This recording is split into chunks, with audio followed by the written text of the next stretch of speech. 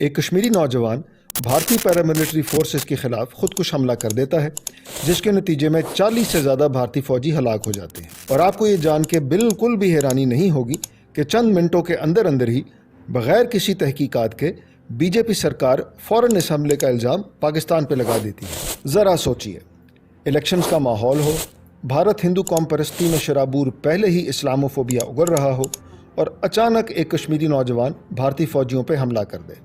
یہ تو ایسا ہی تھا جیسے بی جے پی کی لاٹری نکل آئی ہو، یا اس کیس میں زبردستی نکالی گئی ہو۔ خیر، اب وقت تھا اس ڈرامے کے اگلے ایپیسوڈ کا، پاکستان کو سبق سکھانا۔ جیسے جیسے بھارت میں جنگی جنون بڑھ رہا تھا، پاکستان کے وزیر اعظم نے بہت ہی اطمینان سے بی جے پی حکومت کو پیغام بھیجا کہ اگر بھارت نے کوئی بے وقوفی کی، پاکستان ریٹیلیٹ کرنے کا سوچے گا نہیں، پاکستان ریٹیلیٹ کرے گا۔ لیکن چونکہ اس ڈرامے کا اسکرپٹ پہلے ہی لکھا جا چکا تھا، تو 26 فروری 2019 کا سورج طلوع ہونے سے پہلے بھارت کے بہادر ایئر فورس پائلٹس آدھی رات کے اندھیرے میں 12 میراج 2000 طیارے لے کے پاکستان کے شہر بالاکوٹ میں داخل ہوتے ہیں اور ایک سو کالڈ سرجیکل سٹرائک کر دیتے ہیں۔ اور اگلے دن بھارتی میڈیا، جس کے منہ سے پاکستان کا ذکر کرتے ہوئے پہلے ہی جھاگ نکل آتی ہے، اس کی تو عید ہو گئی۔ دن بھر انڈین میڈیا پہ تماشا چلتا رہا کہ انڈیا نے پاکستان کو سبق سکھا دیا ہے۔ بھارتی وزیر خارجہ سشما سوراج منظر عام پہ آتی ہیں اور دعویٰ کرتی ہیں کہ بھارتی ایئر فورس نے مبینہ دہشت گردوں کے ٹھکانوں کو نشانہ بناتے ہوئے 350 دہشت گردوں کو ہلاک کر دیا ہے۔ لیکن جیسے ہی سورج کی روشنی رات کو دن میں بدلتی ہے، حقیقت عیاں ہونے لگتی ہے اور بھارت کا طاقت اور فیصلہ کن اقدام کا بیانیہ بکھرنے لگتا ہے۔ سیٹلائٹس کے ذریعے حاصل کردہ تصاویر سے بیشتر معتبر ذرائع جیسے کہ اٹلانٹک کاؤنسل کی digital forensic laboratory, planet labs, European Space Imaging اور آسٹریلین اسٹریٹجک پالیسی انسٹیٹیوٹ اس بات کا اعلان کرتے ہیں کہ بھارتی سٹرائکس کسی خاطر خواہ ہدف کو نشانہ بنانے میں ناکام رہیں۔ پاکستانی حکام نے غیر ملکی اور مقامی میڈیا کو بھی حملے کی جگہ تک رسائی دے دی، اور ان کے مطابق بھی وہ مبینہ تربیتی کیمپ جہاں بھارت نے فرضی طور پہ 350 دہشت گردوں کو ہلاک کیا تھا ویسے ہی کھڑا تھا۔ اور اس طرح آہستہ آہستہ بھارت کے بلند و بانگ دعوے بے نقاب ہونے لگے۔ اگلی ہی صبح بھارت کو ایک واضح اور فیصلہ کن پیغام بھیجنے کے غرض سے پاکستانی ایئر فورس نے آپریشن سوئفٹ ریٹارٹ کے نام سے آپریشن کا آغاز کیا اور مقبوضہ کشمیر میں گھس کے دن کی روشنی میں بھارتی تنصیبات کے متعدد مقامات کو انسانی جانوں کے ضیاع سے بچاتے ہوئے نشانہ بنایا، اور بھارتی ایئر فورس کو ہبڑا دبڑی کے جال میں ایسا پھنسایا کہ جب انہوں نے ہنگامہ آرائی میں جوابی کارروائی کی کوشش کی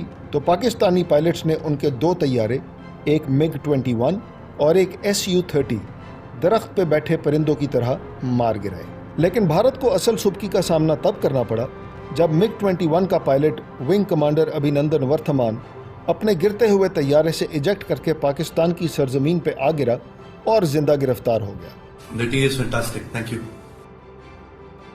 دوسری جانب Su-30 کا ملبہ مقبوضہ کشمیر میں گرا اور اطلاعات کے مطابق اس کا پائلٹ ہلاک ہو گیا۔ شروع میں بھارتی میڈیا کے اپنے ہی کچھ چینلز اس ہلاکت کی رپورٹنگ کرتے رہے۔ Pakistani Air Force shot down Sukhoi 30 MKI, the latest of India's Air Force. لیکن بعد ازاں ایک دم سے بھارتی میڈیا نے اس واقعے کی کوریج بند کر دی اور بھارتی حکومت نے اس نقصان سے انکار کرنا شروع کر دیا، اور ابھی بیچارہ بھارت اپنی فرضی شان و شوکت کی کہانیاں بن ہی رہا تھا کہ ایک اور واقعے کے انکشاف نے بھارتی دعووں کو بالکل ہی ننگا کر دیا۔ ایک بھارتی ہیلی کاپٹر کو اس کے اپنے ہی اسرائیلی ساختہ ایئر ڈیفنس سسٹم اسپائڈر نے دشمن طیارہ سمجھ کے مار گرایا۔ کیسے کیسے بھارتی پروپیگنڈے کا شرازہ ایک ایک کر کے بکھرتا گیا۔ اس شرمندگی سے بچنے کے لیے بھارتی میڈیا نے ایک اور چال چلنے کی کوشش کی۔ انہوں نے یہ دعویٰ کر دیا کہ ونگ کمانڈر ابھینندن نے اپنا طیارہ تباہ کروا کے گرفتار ہونے سے پہلے پاکستان کا ایک F-16 مار گرایا۔ بھارت نے شور تو بہت مچایا، لیکن زمینی حقائق کچھ اور ہی تصویر کھینچ رہے تھے۔ اس ڈرامے کا بھانڈا تب پھوٹ گیا جب امریکی ماہرین نے پاکستان کو دیے گئے F-16 کی گنتی کی اور یہ اعلان کیا کہ پاکستان کو امریکہ کی طرف سے جتنے F-16 دیے گئے تھے ابھی بھی اتنے ہی موجود ہیں۔ ہم نے چشمدید گواہ کے ساتھ یہ دیکھ پائے ہیں کہ ہمارے ایک MiG 21 کو وہاں کریش ہونے دیکھا، ہمارے ایک C-17 ہیلی کاپٹر کو ہم لوگ تباہ ہوتے دیکھا فرینڈلی فائر میں، اس میں 6-7 ہمارے ایئر پرسنل ان کو ہم شہادت ہوتے ہوئے دیکھا۔